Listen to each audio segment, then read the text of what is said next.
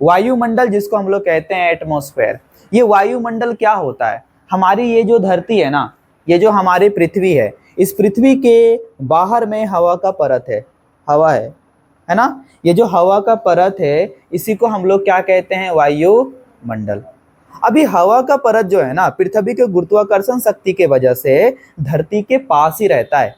अब बोलेगा अच्छा धरती के पास रहता है मतलब, जैसे मान लो ये मेरा हाथ जो है सूरज है, हाथ क्यों, हम एक बोतल ले लेते हैं ना, ये सूरज है और ये क्या है? धरती है। अब ये धरती क्या कर रहा है? सूरज कैसे करके चक्कर लगा रहा है, ऐसे करके क्या कर रहा है?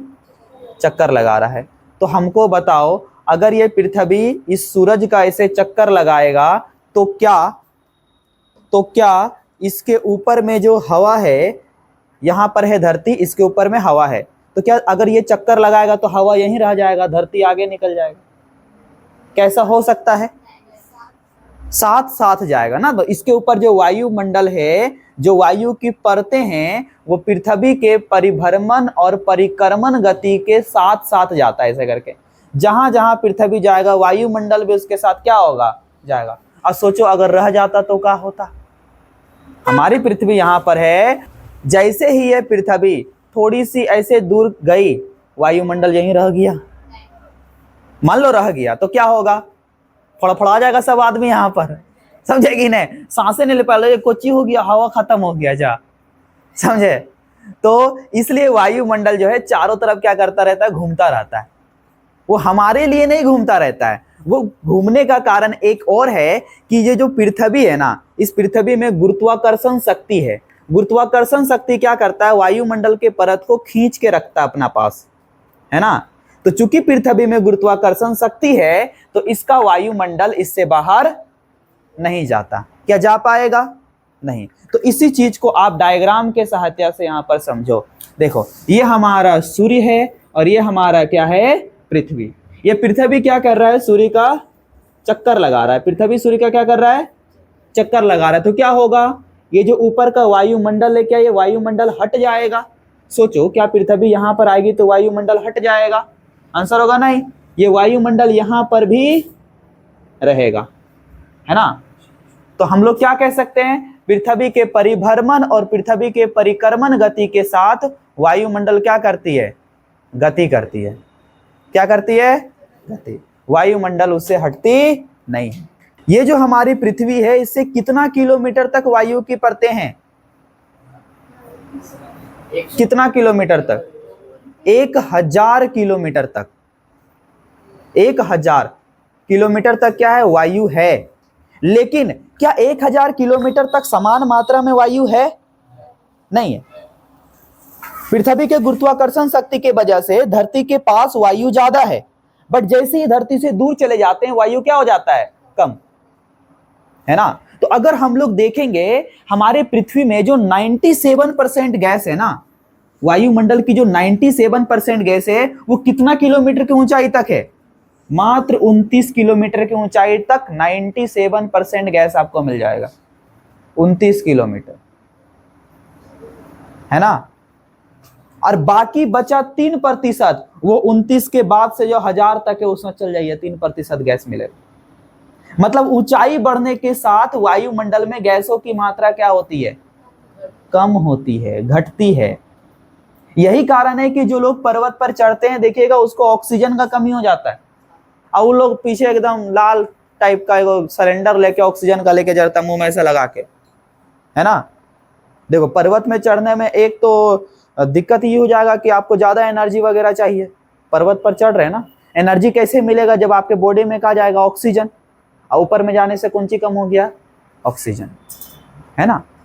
तो पर्वतारोही जो होते हैं अपने साथ क्या लेके चलते हैं? ऑक्सीजन लेके चलते हैं, क्योंकि ऊपर जाने पर ऑक्सीजन क्या हो गया? कम। ठीक है। अच्छा, इस हमारे वायुमंडल के परत में 2 गैसें हैं जो सबसे ज्यादा है। वो गैस कौन कौन सी है? नाइट्रोजन और ऑक्सीजन। इन दोनों को मिला के कितना प्रतिशत हो जाता है? 99%। 99% गैस यही है। 78% नाइट्रोजन और 21% ऑक्सीजन। तो मिला के 99% 2 गैस है, बाकी बचा 1%। उस 1% में दुनिया भर का गैस है। समझे कि नहीं?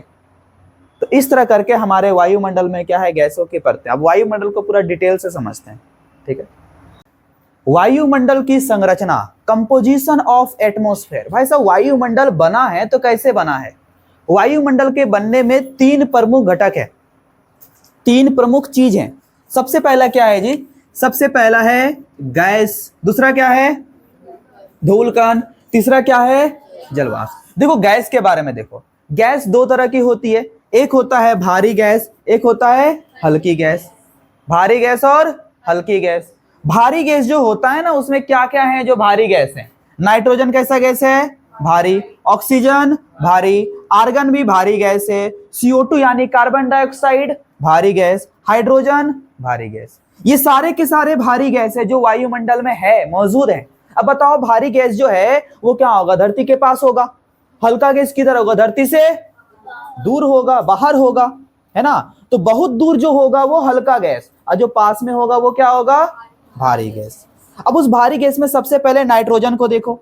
नाइट्रोजन वायुमंडल में सबसे ज्यादा है। अगर सबसे ज्यादा गैसों का प्रतिशत बोला जाए तो वो है नाइट्रोजन। इसका परसेंट कितना है? 78%। नाइट्रोजन किस काम में आता है? आपको लगता है अरे नाइट्रोजन को तो हम लोग कुछ यूज ही नहीं करते। कहां नाइट्रोजन लेते हैं? O2 छोड़ते हैं, CO2, पेड़ पौधा लेता है CO2 छोड़ता है O2। कहां नाइट्रोजन का काम है? लेकिन है नाइट्रोजन का काम। नाइट्रोजन का काम पेड़ पौधों को बेसिकली है। पेड़ पौधे क्या करते हैं पता है? पेड़ पौधे वायुमंडल के नाइट्रोजन को डायरेक्टली नहीं लेते। आप ऐसे समझो, आप जब छोटे बच्चे थे, आपकी मम्मी बोल रही थी बेटा दवाई खा ले, दवाई निकाल के पैकेट से आपको दी, मुंह में रख दी, पानी पिला रही है, क्या आप खा पाओगे? नहीं, लगेगा अटक गया है यहाँ पर, नहीं खा पाओगे। तो आपकी मम्मी क्या करेगी? दवाई को चूरेगी, घोल देगी, चम्मच में ऐसे करके पिला देगी, ले बेटा खा ले। समझे कि नहीं? इस तरह करके खा तो दवाई रहे हैं, लेकिन अलग तरीका से खा रहे हैं, अलग तरीका से खा रहे हैं।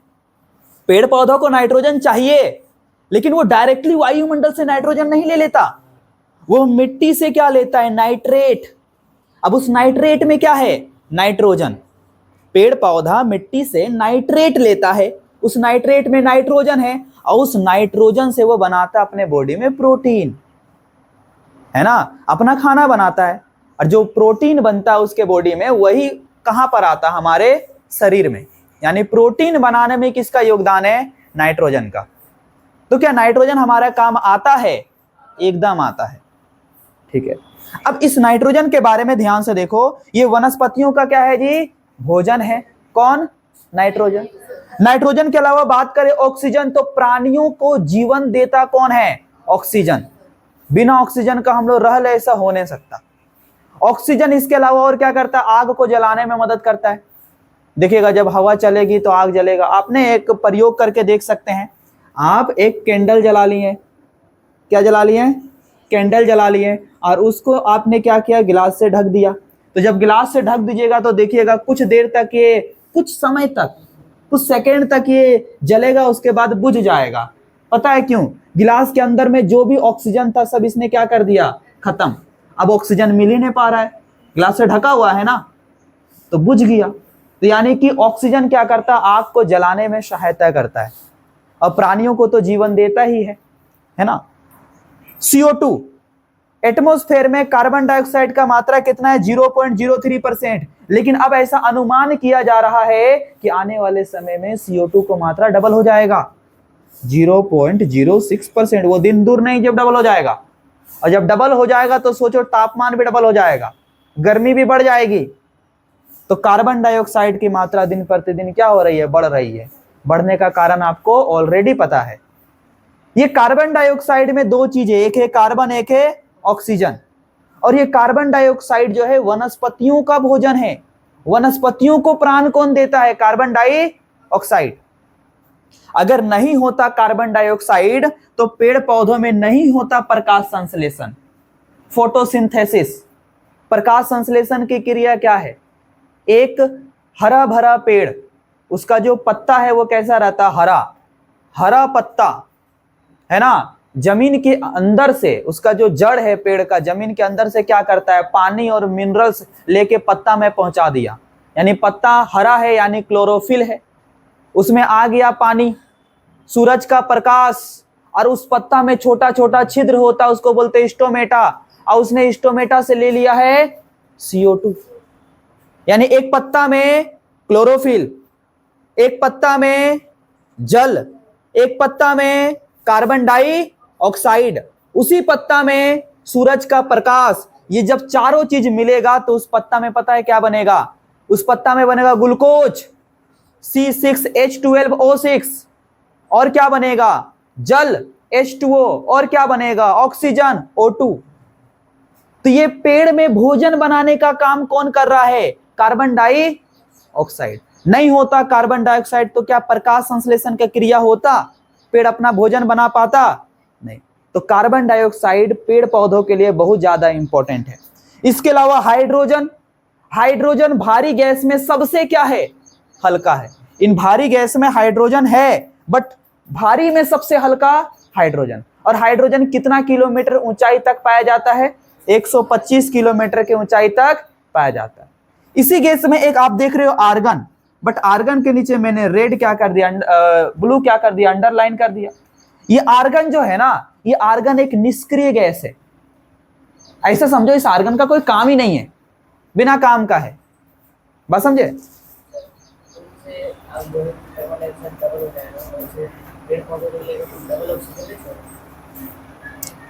कार्बन डाइऑक्साइड डबल हो जाएगा तो पेड़ पौधा लेगा तो डबल ऑक्सीजन छोड़ेगा, तो पेड़ पौधा रहेगा तब ना डबल ऑक्सीजन छोड़ेगा। कार्बन डबल कैसे हो गया? क्योंकि पेड़ ही कट गया। जैसे आप कार्बन छोड़े, पेड़ को काट दिया, तो जो पेड़ कार्बन लेता था वो पेड़ ही नहीं है, और लेगा तो लिमिटेड मात्रा में लेगा ना। जैसे मान लो कि आप, हम बोल देंगे कि सपोज दैट, मानो आप शादी में गए, ठीक है, तन्नू का शादी में गए, सपोज दैट, है ना। तन्नू कौन है यहाँ पर? और आप? अच्छा, तन्नू का शादी में या तानिया का शादी में गए। तानिया तो कोई नहीं है, सानिया है कि नहीं? तानिया हम लोग एक इमेजिनरी गर्ल का नाम रखे थे। आप तानिया का शादी में गए और खाना बहुत ज़्यादा बना दिया तानिया के घर वालों ने, बहुत ज़्यादा भयानक। आप गए 10 लोग, अब क्या बोलेगा? ज़्यादा खाना बन जाएगा तो क्या हम लोग ज़्यादा खा पाएंगे? वैसे थोड़ी होता है, खाने का तो मात्रा लिमिटेशन है कि नहीं। तो पेड़ पौधा अगर कार्बन डाइऑक्साइड ज़्यादा होगा ही नहीं कि पेड़ पौधा जब 1 किलो लेता था तो 2 किलो कार्बन लेने लगे, नहीं, लेगा तो वही ना, ज़्यादा थोड़ी लेगा, लेगा वही। कम रहेगा पेड़ तो कार्बन क्या हो जाएगा? बढ़ जाएगा। वो ज़्यादा लेगा, जो छोड़ता था छोड़ेगा भी वही, है ना। तो ये है हाइड्रोजन। क्या है? सबसे हल्का गैस, भारी में सबसे हल्का हाइड्रोजन 125 किलोमीटर की ऊंचाई पर है। आइए क्या बता रहे थे? आर्गन। आर्गन एक निष्क्रिय गैस है। निष्क्रिय मतलब इसका कोई काम नहीं है, है ना। अब देखो हल्की गैस, हल्का गैस में क्या आता है? Helium, neon, krypton, xenon, ozone. इसमें से हीलियम का कोई काम नहीं है, नियोन का कोई काम नहीं है, क्रिप्टन का कोई काम नहीं है, जेनॉन का कोई काम नहीं है। ये सब का सब कैसा गैस है? निष्क्रिय। तो काम किसका है? ओजोन का। ओजोन कहाँ पाया जाता है? ये जो हमारी धरती है ना, धरती के सबसे पास वाला जो वायुमंडल का परत है, इसको बोलते हैं क्षोभ मंडल। कौन सा मंडल? इस क्षोभ मंडल के बाद आता है समताप मंडल। कौन सा मंडल?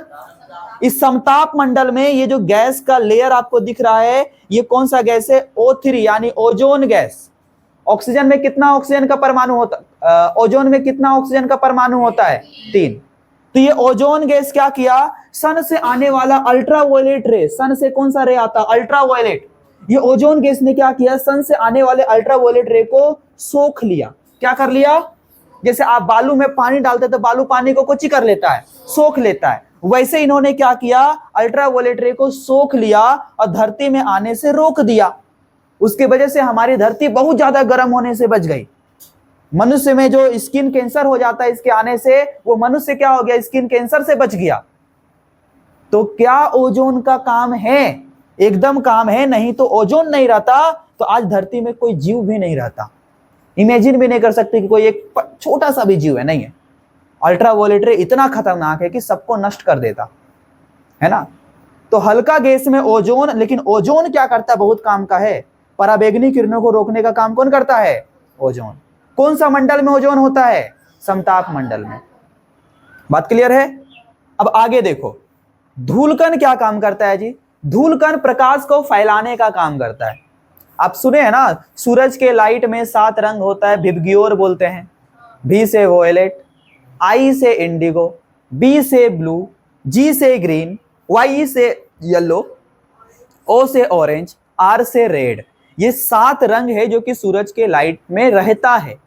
कभी कभी आकाश में इंद्रधनुष दिख जाता है आपको, 7 रंग का इंद्रधनुष होता है कि नहीं होता है। ये धूल कण क्या करता है, हवा में धूल का कण है। अब धूल का कण है, उसको कैसे पता करेंगे। आप देखिए कभी कभी घर में कहीं पर वेंटिलेटर से लाइट आएगा ना धूप में, तो देखिएगा वहां पर धूल उड़ता हुआ दिखेगा, है कि नहीं। यानी यहां पर क्या है, धूल का कण। क्या है ये धूल का कण, काम क्या करता है। इस धूल के कण का काम है प्रकाश को फैलाना। सूरज से जो लाइट आता है जिसमें ब्लू लाइट होता है ना, ये धूल का कण क्या करता है, ब्लू लाइट को बहुत ज्यादा फैला देता है, जिसकी वजह से आकाश का रंग आपको नीला दिखता है। कैसा दिखता है, नीला। तो नीला किसके वजह से दिख रहा है, धूल कण के वजह से।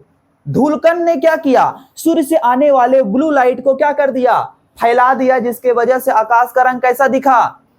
लेकिन एक्चुअल में आकाश का रंग पता है कैसा है, काला। एक्चुअल में आकाश का रंग है काला। बट धूलकण में सन का लाइट टकराया और इस धूलकण ने ब्लू लाइट को बहुत ज्यादा फैला दिया, जिसकी वजह से आकाश आपको दिख रहा है नीला, है ना। रात को सूरज का तो प्रकाश आता नहीं, आकाश कैसा दिखता है।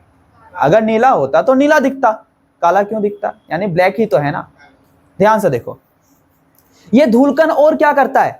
आप देखोगे ठंडा के मौसम में कुहासा रहता है, एकदम दूर दूर तक धुआं धुआं धुआं धुआं जैसा लगेगा, है कि नहीं। और कुहासा में आप जैसे मान लो कि कहीं दूर में कोई व्यक्ति खड़ा तो आपको नजर भी नहीं आएगा। नजर आता है, नहीं नजर आता है। फिर जब पास जाइएगा तो आपको दिखा, अच्छा ही था, समझे। तो दूर में कोई रहेगा तो नजर नहीं आएगा। अब पहले गाड़ी में ना जो हेडलाइट है, जो गाड़ी का हेडलाइट है, वो आप जलाएंगे तो जलेगा, नहीं जलाएंगे तो नहीं जलेगा, वैसा सिस्टम था। तो उससे क्या दिक्कत होता था पता है, उससे ये दिक्कत होता था कि कुहासा में कोई आदमी लेके निकल रहा गाड़ी और जलाने भूल गया हेडलाइट, तो दूर से कोई गाड़ी आते देख नहीं पाएगा, तो एक्सीडेंट होने का संभावना ज्यादा है। तो गाड़ी बनाने वाला को पता है कि हम भारत के लोगों को सुधार नहीं सकते, हमें सुधरना है, समझे कि नहीं। उन्होंने ऐसा सिस्टम कर दिया अब कि लाइटें नहीं बुझेगा, जो जलते रहेगा लाइट, समझे। दिनों को जलेगा, रातियों को जलेगा, हर समय जलेगा, बुता ही नहीं सकते आप। जब नहीं बुता सकते तो कुहासा में बच जाएंगे आप। अब पहले लोग स्टैंड को ना नीचे करके कभी कभी ऑन करके चलाने लगा, समझे। तो उसको ये भी पता है कि सुधरेगा नहीं, समझे। एक काम करते, स्टैंड नीचे रहेगा तो गाड़ी नहीं चालू होगा, तो आदमी देखता गाड़ी नहीं, ओ स्टैंड नीचे है, ऊपर करता फिर ऐसे, समझे कि नहीं। ये सिस्टम है। हाँ, पुराना वाला में चलता, अब नया वाला में ऐसा सिस्टम कर दिया है, समझे। तो हाँ, तो कुहासा क्या होता है, कोहरा क्या होता है, जो ठंडा के मौसम में आपको दिखता है एकदम व्हाइट व्हाइट टाइप का पूरा, उसको क्या बोलते हैं, कोहरा। अब सोचे एक्चुअल में कोहरा बना कैसे, कैसे बना कोहरा। ये जो हवा में पानी का बूंद था ना, ये पानी का बूंद किस में लटक गया, धूल में। हवा में जो पानी का बूंद था ये किस में लटक गया, धूल में, जिसकी वजह से जहां जहां धूल है, पूरा हवा में तो धूल है ना, हर धूल में पानी का बूंद लटक गया, तो सब पानी का बूंद कैसा दिखेगा, सादा सादा दिखेगा। तो उसी को हम लोग क्या बोलते हैं, कोहरा। अब देखिएगा जैसे ही सूरज का लाइट आता है, ये जो कोहरा है धीरे धीरे गायब होने लगता है। मतलब हवा में जो धूल है, धूल में जो पानी का बूंद लटक रहा है, वो सूरज के लाइट के वजह से, उसके गर्मी का वजह से भाप बन के क्या हो जाता है, उड़ जाता है। तो कोहरा क्या हो गया, गायब, समझे। तो कोहरा कैसे हट जाता है, सूरज के प्रकाश के आने से कोहरा क्या हो जाता है, हट जाता है। और ज्यादातर कोहरा कब देखने को मिलता है, ठंडा में। अगर हवा में धूल का कण नहीं होता तो क्या ये जल का छोटा छोटा बूंद लटक रहा होता, नहीं, कोहरा नहीं बनता। और कोहरा क्या, आप सोचो कि बादल भी नहीं बनता, बादल का भी निर्माण इसी के वजह से होता है। ये जलवाष्प कहां लटक रहा होता है, पानी का बूंद कहां लटक रहा होता है, धूल के कण में। अगर नहीं रहता तो बादल भी नहीं बनता। यानी धूल कण बहुत ज्यादा हमारे लिए क्या है, इंपॉर्टेंट है। अच्छा, धूल कण के अलावा और वायुमंडल में क्या होता है, जल वाष्प, पानी का भाप, है ना। और जलवाष्प कैसे आता है, जब सूरज का प्रकाश समुद्र, तालाब, नदी, झील, झरना में पड़ता है तो वही का पानी का बन जाता है, भाप। अब भाप बन के हवा में रहता है एकदम, जलवाष्प नहीं रहेगा तो बादल नहीं बनेगा, जलवाष्प नहीं रहेगा तो वर्षा नहीं होगा, और जलवाष्प नहीं रहेगा तो हिम वर्षा भी नहीं होगा। आप देखते हो कश्मीर वाला इलाका में वहां पर स्नोफॉल होता है, बर्फ गिरता है। बर्फ कैसे गिर रहा पता है? वहां का जो जलवाष्प है ना कश्मीर में इतना ज्यादा ठंडा हो गया कि वो जलवाष्प पानी में बदले बिना डायरेक्ट किस में बदल गया? बर्फ में। अगर जलवाष्प से बर्फ में बदलेगा तो वो जो बर्फ होगा वो कठोर नहीं होगा, वो बर्फ होगा एकदम सॉफ्ट। तो स्नोफॉल होता है, और आदमी जाके एकदम मस्ती से स्नोफॉल में एकदम, समझे, बर्फ का गोला बना बना के इसका ऊपर उसका ऊपर फेंकता है, समझे। और हमारे यहाँ पर होता है बड़ा बड़ा पत्थर वाला वर्षा, बर्फ का पत्थर वाला वर्षा। इसको बोलते हैं ओलावृष्टि। कौन बोलते हैं? बहुत तेज वर्षा। अब पाला क्या होता है? जब हवा में उपस्थित जलवाष्प ओस का बूंद में बदल जाए, फिर ओस का बूंद बर्फ में बदल जाए, तो उसको क्या बोलते हैं? पाला। तो एक्चुअल में कोहरा हो, वर्षा हो, स्नोफॉल हो, ओलावृष्टि हो, पाला हो, ये सब किसके वजह से होता है? जलवाष्प के वजह से। हाँ, नहीं, ओला का मतलब बर्फ का टुकड़ा गिर रहा है, और पाला का मतलब होता है जब शीत पता है ना क्या होता है? जब शीत पत्ता उत्ता में बैठ जाता है और वो शीत फिर बर्फ में बदल गया, उसको हम लोग क्या बोलेंगे? पाला। वो बर्फ के रूप में गिरेगा नहीं, वो पानी जो रहेगा वो किस में बदल जाएगा? बर्फ में। शीत बदल जाएगा बर्फ में, तो वो क्या कहलाएगा? पाला। पाला पौधों के लिए बहुत नुकसानदायक है। कभी कभी फसलों में पाला पड़ जाता है तो फसल नुकसान हो जाता है, समझे। हाँ, एटमॉस्फेयर में कितना % से कम है जलवाष्प? 5% से भी कम है, ठीक है। अब हम लोग बात करते हैं वायुमंडल की परतों के बारे में। देखिए, वायुमंडल में कितनी परतें हैं? वायुमंडल में 5 परतें हैं। सबसे पहला परत कौन सा है जी? सबसे पहला परत है क्षोभ मंडल, ट्रोपोस्फेयर। उसके बाद समताप मंडल है ना, जिसको कहते हैं स्ट्रेटोस्फेयर। उसके बाद मध्य मंडल, मेसोस्फेयर। उसके बाद तापमंडल, इसको कहते हैं थर्मोस्फेयर, या इसको आयन मंडल भी कहते हैं, आयनोस्फेयर। और सबसे ऊपर में होता है एक्सोस्फेयर, यानी कि बहिमंडल। अब ध्यान से देखिए, अगर हम लोग बात करें हमारी पृथ्वी में ये जो क्षोभ मंडल है वो कितना से कितना किलोमीटर की ऊंचाई में स्थित है? क्षोभ मंडल जो है वो हमारी पृथ्वी में एकदम सतह से लेकर 18 किलोमीटर की ऊंचाई तक होता है, सतह से लेकर 18 किलोमीटर ऊंचाई तक। लेकिन यहां पर एक बात आपको समझना पड़ेगा, ये हमारा उत्तरी ध्रुव, ये हमारा दक्षिणी ध्रुव, और ये बीच का हिस्सा जो है ना ये कहलाता है विषुवत। उत्तरी ध्रुव के पास जो क्षोभ मंडल है उसकी ऊंचाई ज्यादा नहीं है, कितना है? 8 किलोमीटर। तो उत्तरी ध्रुव के पास 8 किलोमीटर। जैसे ये क्षोभ मंडल विषुवत के पास आता है, इसकी ऊंचाई ज्यादा है, यहां पर है 18 किलोमीटर। और जैसे ये नीचे आता है ऊंचाई और घटते जाती है, यानी कि वापस दक्षिणी ध्रुव में अगर देखेंगे तो कितनी ऊंचाई होगी? 8 किलोमीटर। उत्तरी ध्रुव, दक्षिणी ध्रुव में अगर क्षोभ मंडल की ऊंचाई देखेंगे तो कितना होता है? 8 किलोमीटर। वहीं विषुवत के पास ऊंचाई 18 किलोमीटर। अब आपके दिमाग में आएगा, अरे ये विषुवत के पास ऊंचाई ज्यादा कैसे हो गया? विषुवत के पास ऊंचाई इसलिए ज्यादा हो गया क्योंकि सूरज के लाइट जब विषुवत रेखा पर सीधा पड़ती है तो यहाँ का हवा जो है गर्म होके क्या हो जाता है? फैल जाता है। और हवा गर्म होके फैल गया तो क्षोभ मंडल की ऊंचाई क्या हो गई? बढ़ गई, है कि नहीं। अब इसी क्षोभ मंडल के बारे में जरा ध्यान से सुनिए। इस क्षोभ मंडल की ऊंचाई के बारे में आपने क्या देखा? ध्रुवों के पास क्षोभ मंडल की ऊंचाई 8 किलोमीटर, और विषुवत रेखा के पास इस क्षोभ मंडल की ऊंचाई कितनी होती है? 18 किलोमीटर। इस क्षोभ मंडल में अगर हम लोग देखेंगे तो क्षोभ मंडल ही एक ऐसा मंडल है जहां पर बादल का निर्माण होता है। ये जो बारिश जो बरसता है पानी, वो बादल का निर्माण कहां पर होता है? भाई साहब, क्षोभ मंडल में होता है। उसके बाद जो ब्रजपात होते हैं वो कहां होता है? क्षोभ मंडल में होता है। ये जो धूलकण होते हैं बहुत ज्यादा, वो कहां होता है? क्षोभ मंडल में होता है। जलवाष्प कहां पर होता है? क्षोभ मंडल में होता है। जब इतना कुछ यहां पर होता है तो जरा सोच के देखिए, क्या ये क्षोभ मंडल में परिवर्तन होगा कि नहीं होगा? अरे कैसे नहीं होगा? बादल से बारिश हो जाएगी, बिजली गिर जाएगी, धूलकण के वजह से कुहासा वगैरह होगा, जलवाष्प की वजह से बादल बनेगा, ये तो परिवर्तन हो रहा है ना। और अगर परिवर्तन हो रहा है तो इस तरह के मंडल को पता है क्या कहते हैं? इस तरह के मंडल को कहते हैं परिवर्तन मंडल। इसे हम लोग कहते हैं परिवर्तन मंडल। तो क्षोभ मंडल को कहा जाता है परिवर्तन मंडल। इंग्लिश में क्या कहते हैं क्षोभ मंडल को? आप देखिए, अरे ट्रोपोस्फेयर कहते हैं हम लोग। क्या कहते हैं? ट्रोपोस्फेयर। अब क्षोभ मंडल से जरा ऊपर उठते हैं और समझते हैं कि दूसरा मंडल का क्या नाम है। क्षोभ मंडल के जस्ट ऊपर में आपका आता है समताप मंडल। एक और बात, इस समताप मंडल और क्षोभ मंडल के बीच का जो लेयर आपको दिख रहा है ना, इस लेयर को पता है क्या कहते हैं? इस लेयर को हम लोग कहते हैं क्षोभ सीमा। ठीक है, समताप मंडल और क्षोभ मंडल के बीच के लेयर को क्या कहते हैं? बीच के लेयर को कहते हैं क्षोभ सीमा, यानी कि ट्रोपोपॉज। क्या बोलेंगे? ट्रोपोपॉज कहेंगे हम लोग।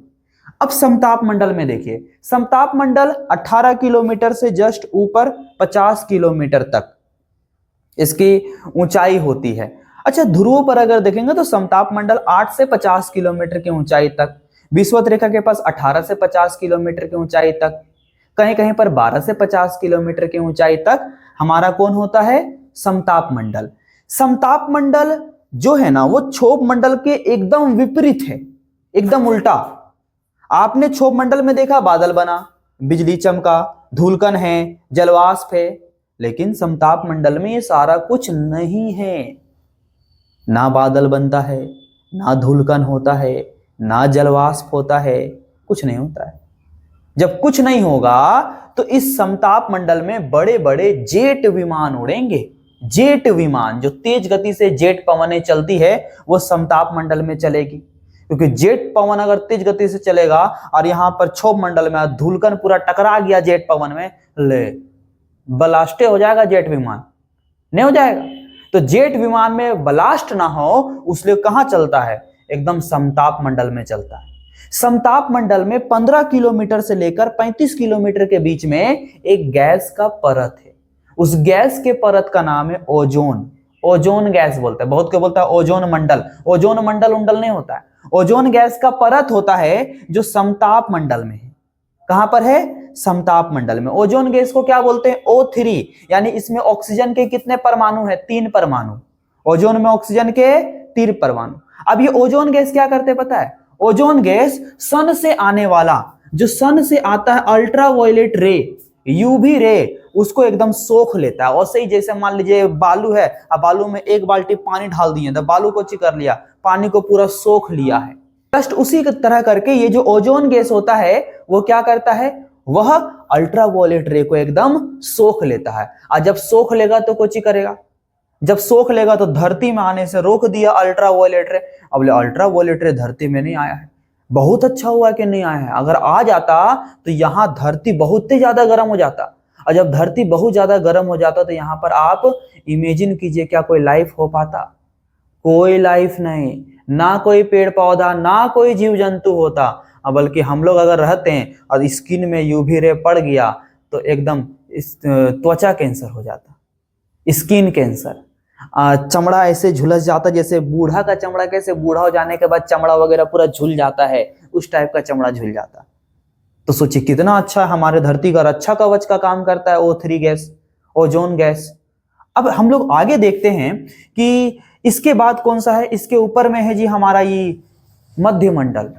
मध्यमंडल में तापमान सबसे कम होता है। ऊंचाई के बढ़ने के साथ मध्यमंडल में तापमान घटता है और सबसे कम -100 डिग्री सेल्सियस तापमान होता है मध्यमंडल में। और मध्यमंडलीय जहां पर ऊपर से आने वाले जो पत्थर होते हैं ना, जैसे हमारे धरती जब घूमती है सूरज के चारों तरफ तो धरती के पास कोई स्पेस से पत्थर उथर आने लगता है, और जब पत्थर आ जाता है स्पेस से एकदम मध्यमंडल में तो मध्यमंडल में जल के राख हो जाएगा। वो पत्थर मध्यमंडल में जल के राख हो जाएगा। आप लोग बोलते हैं अरे ये उल्का पिंड है, उल्का पिंड। कोई कोई बोलता है टूटता हुआ तारा है, हे भगवान हमको मिल जाए, समझे? इस तरह करके मांग लेता है टूटता हुआ तारा। सर तारा कभी टूट ही नहीं सकता है। तारा कैसे टूटेगा? तारा तो गैस का बनल होता है। कभी गैस चीज तोड़ा, यहाँ पर पूरा गैस है, इसको तोड़ दे ऐसे करके, टूटेगा? नहीं टूटेगा। तो यहां जो जलता हुआ आपको दिख रहा है वो पत्थर जल रहा है ना? और उसी को क्या बोलते हैं? उल्का पिंड। यानी उल्का पिंड कहां पर जल जाता है? मध्यमंडल में। ये तारा उरा टूटता उड़ता नहीं है, हम मांगेगा तो कुछ नहीं मिलेगा। मध्य मंडल की ऊंचाई कितना है? 50 किलोमीटर से 80 किलोमीटर के ऊंचाई तक मध्य मंडल है। ठीक 80 से लेकर 640 किलोमीटर की ऊंचाई तक चल जाएंगे तो हमको मिल जाएगा आयन मंडल। हाँ देखो आयन मंडल, आयन मंडल को क्या कहते हैं? ताप मंडल। और यहां पर सबसे ज्यादा तापमान होता है, कितना होता है? 70 से लेकर 2000 डिग्री सेल्सियस तापमान होता है आयन मंडल में। और यहां पर गैसों का आयनीकरण होता है, ये टूट जाते हैं। और यही एक मंडल है जहां पर रेडियोधर्मी तरंगे जो है ना, जैसे धरती से रेडियोधर्मी तरंगे गया है आयन मंडल से टकरा के धरती में वापस, तो रेडियोधर्मी तरंगों को वापस कौन भेज देता है? आयन मंडल। और इस आयन मंडल में ना आपको अरोरा देखने को मिलेगा। अरोरा मतलब आकाश में रंग बिरंगा लाइट चमकता हुआ दिखेगा। ये बेसिकली यहां पर देखने को मिलता है। ये जो हमारी धरती है, धरती का उत्तरी ध्रुव और दक्षिणी ध्रुव में आयन मंडल के पास आकाश चमकता हुआ रहता है, एकदम डिस्को लाइट कैसे चमकता, लाल पीला हरा ब्लू, वैसा दक्षिणी ध्रुव और उत्तरी ध्रुव के पास आकाश चमकता है। जब चमकता है तो इसको क्या बोलते हैं? अरोरा। इस अरोरा का कहानी को आपको नेक्स्ट क्लास में बता देंगे कि अरोरा क्या होता है। अरोरा सूर्य से आने वाले जो आवेशित कण होते हैं उसकी वजह से यहाँ पर गैसों में टकराने से अरोरा बनता है। इसका पूरा साइंटिफिक रीजन हम आपको बताएंगे, कैसे चुंबक की शक्ति और सूर्य से आने वाले आवेशित कण की वजह से अरोरा का निर्माण होता है। बेसिकली आप जानो अरोरा कहां पर होता है? अरोरा होता है आपका आयन मंडल में। और एकदम लास्ट वाला मंडल के बारे में बात करें जिसको हम लोग बोलते हैं बहिमंडल, एक्सोस्फीयर। अभी एक्सोस्फीयर में अगर देखिएगा तो वायु पूरा कम, हवा पूरा कम, 1000 किलोमीटर की ऊंचाई तक होता है, 640 से 1000 किलोमीटर की ऊंचाई तक बहिमंडल। हवा एकदम कम होता है। यहाँ पर कोई कोई तो कम ऊंचाई वाला सैटेलाइट छोड़ देता है, यहीं से एकदम धरती के चारों तरफ सैटेलाइट घूरता भी है बहिमंडल के पास से। ये हमारा है पृथ्वी में वायुमंडल की 5 परतें। सबसे पहला क्या देखे? क्षोभ मंडल, उसके बाद समताप मंडल, उसके बाद मध्य मंडल, आयन मंडल और बहिमंडल। 2 मंडलों के बीच के सीमा को बोल देते हैं, जैसे समताप मंडल और क्षोभ मंडल के बीच में क्षोभ सीमा है ना, मध्य मंडल और समताप मंडल के बीच में समताप सीमा, और वहीं आयन मंडल और मध्य मंडल के बीच में मध्य सीमा। इस तरह के सीमा आप याद रख लीजिएगा, ठीक है। अब हम लोग एक और चीज देखते हैं जो कि इंपॉर्टेंट है। वो समताप मंडल में एक मदर ऑफ पर्ल क्लाउड देखने को मिलता है। समताप मंडल में अगर आप ध्रुव के पास आ जाइएगा, जैसे आपको बताया था ना 8 किलोमीटर तक है कौन? क्षोभ मंडल। उस 8 किलोमीटर के ऊपर चल जाएगा तो कौन हो जाएगा? समताप मंडल। तो ध्रुव के पास समताप मंडल में आइएगा तो वहां पर पता है बर्फ का क्रिस्टल से, बर्फ से कुछ बादल बना है। कहां पर? समताप मंडल में। और कहां पर? ध्रुव वाला समताप मंडल में बर्फ के क्रिस्टल से कुछ बादल बना है। और जब सूरज का लाइट इस बादल पर पड़ता है तो ये बादल इंद्रधनुष का जैसे चमकता है। जैसे समझ लीजिए कोई मोती को तोड़ के अंदरूनी हिस्सा को देखेगा तो रंग बिरंगा जैसा चमकेगा। उसी तरह करके समताप मंडल में एक बादल होता है जो कि बर्फ के क्रिस्टल से बनता है, और उस बादल में अगर सूरज का लाइट पड़ जाता है तो इंद्रधनुष जैसा चमकता है। उसको हम लोग क्या कहते हैं? उसे हम लोग कहते हैं mother of pearl cloud, mother of pearl cloud. अब मुक्ताभ मोती भी उसे कहते हैं। तो मुक्ताभ मोती या फिर मदर ऑफ पर्ल क्लाउड कहां पर देखने को मिलता है? समताप मंडल में। यह हमारा था वायुमंडल की परतें।